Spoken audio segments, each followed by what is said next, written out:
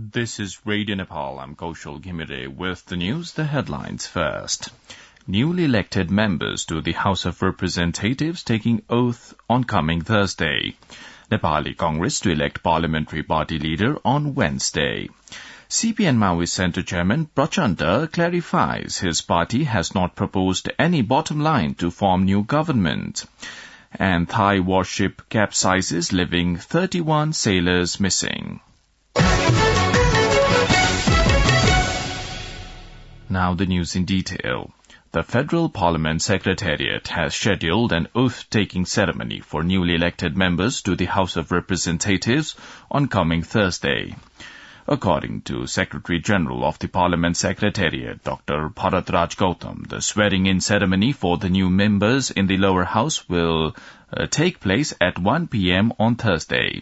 The Article 88 of the Constitution requires that every member of the Federal Parliament has to take an oath of office and secrecy as provided in the law before taking part in the meeting of the Parliament or its committees. As per the provision, before the House elects the Speaker, the senior-most member by age takes the oath before the President prior to administrating the oath to other members. The election for the post of Nepali Congress's parliamentary party leader is scheduled to be held tomorrow. The Nepali Congress Parliamentary Party Election Committee unveiled the election date and other schedules yesterday. The voting will take place in the party's parliamentary party office in Singh Durbar, and the vote counting will be immediately started, thereafter announcing the results. Madhav Kumar Nepal has been elected the parliamentary party leader of CPN Unified Socialist unopposed.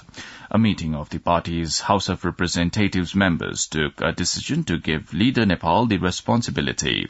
Likewise, Rajendra Prasad Pandey was picked as the deputy parliamentary party leader, while Prakash Jwala has been named as the chief whip of the CPN Unified Socialist. Pandey is the chief minister of Bagmati province. The party has 10 members in the House of Representatives. After his election to the parliamentary party leader, Nepal said that he would play a role to make his party vibrant, to institutionalize people's aspiration for social transformation in the country. Meanwhile, the party has taken a policy to unify fringe communist and leftist forces and others sharing common political ideology. Ravi Lamichhane has been elected the parliamentary party leader of the Rashtriya Swatantra Party. The party's Central Working Committee yesterday elected party chairperson Lamichhane to the post unopposed. The Rashtriya Swatantra Party has won 20 seats in the federal parliament, 13 towards first-past-the-post and 13 proportional representation category in the November 20th general elections. With President Bidyadevi Bhandari's call for the formation of the new government, political parties represented in the House of Representatives have started to elect the party's parliamentary party leaders. Prime Minister Shabadu Deva has stressed the need for promoting a sustainable and green development approach targeting all small and big cities in the country. Inaugurating the 8th National Convention of the Municipal Association of Nepal in Kathmandu yesterday, the Prime Minister said most of the municipalities were marred by unsystematic urbanization. Prime Minister Deva expressed worry over the vanishing trend of the town's natural beauty and distinct identity. On the occasion, the Prime Minister applauded the association's role since its establishment in 1994 for the empowerment and capacity enhancement of local bodies. The Prime Minister urged local bodies to ensure transparency and promptness in their service delivery, making them pro-people and digitalized. Chief Election Commissioner Dinesh Kumar Thapalia has said the Election Commission is committed to institutionalizing the achievements gained from the November 20th elections. The Chief Election Commissioner said so while addressing a reception the Commission organized in Kathmandu yesterday on the successful completion of the election to the member of the House of Representatives and Province Assembly. Chief Election Commissioner Thapalia further said the Commission had adopted some new practices in course of conducting the elections.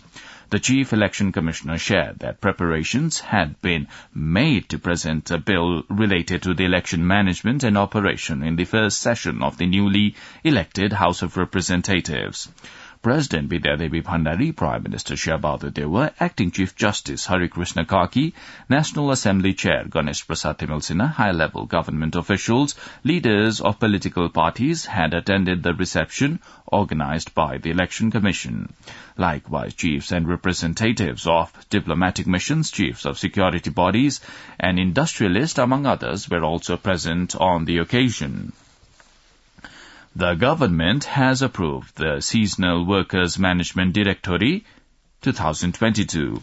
Unveiling the latest cabinet meeting decisions yesterday, government spokesperson and communication minister Gyaninder Bahadur Karki said the cabinet also decided to approve the standard to determine the quality of foods for children and the number of heavy metals used in the consumer foods. Traffic will be stopped on the Narayanagarh-Muglin Road section for 4 hours every day starting from today. The road will be closed for traffic in order to carry out clearing works off the roadside hill for the construction of the bridge on the road section. The 4-hour daily closure will take place for a month. The road will be closed from 11 a.m. to 3 p.m. The vehicular traffic is going to be stopped for the construction of Simultal, Kalikhola, Twin Khola and Chisenji Khola bridges, which are all located in difficult terrain. Emergency vehicles such as ambulances, fire engines will, however, be allowed to pass through depending on the accessibility at the moment. There are 20 bridges on the Narayanagarh-Muglin Road section. 5 of them have been built, while the remaining bridges are under construction. You're listening to Radio Nepal's 8 a.m. English News Bulletin. Now on to some international updates. The Thai Navy has said 31 sailors are missing after a warship carrying more than 100 crew capsized and sank during a storm in the Gulf of Thailand. The BBC reported that the HDMS Sukhothai sank after water flooded its power controls on Sunday night. Images shared by the Navy showed some crew who survived in a life raft. On Monday, authorities said they had rescued 75 sailors, but 31 were still missing in rough seas. Search crews worked through the night to find survivors, with the operation continuing on Monday with Air Force assistance. The Navy also announced an investigation into the cause of the disaster. Footage shared by the Navy on Twitter showed crew members wrapped in blankets and receiving treatment after they had been rescued. Some were being airlifted to hospital. Nations have agreed to protect a third of the planet for nature by 2030 in a historic deal aimed at safeguarding biodiversity. According to the BBC, there will also be targets for protecting vital ecosystems such as rainforest and wetlands and the rights of indigenous peoples. The agreement at the UN Biodiversity Summit in Montreal, Canada, came early yesterday morning. The summit had been moved from China and postponed due to COVID-19. China, which was still in charge of the meeting, brought down the gavel on the deal despite a last-minute objection from the Democratic Republic of Congo. Now, the general weather forecast for the country for today, according to the Meteorological Forecasting Division. The weather will be partly to generally cloudy in the hilly areas of Province Number 1, Bagmati Province and Gandaki Province, and partly cloudy to mainly fair in the rest of the country. With this, we have almost come to the end of this news bulletin, but before wrapping up, let's have a reminder of the headlines once again.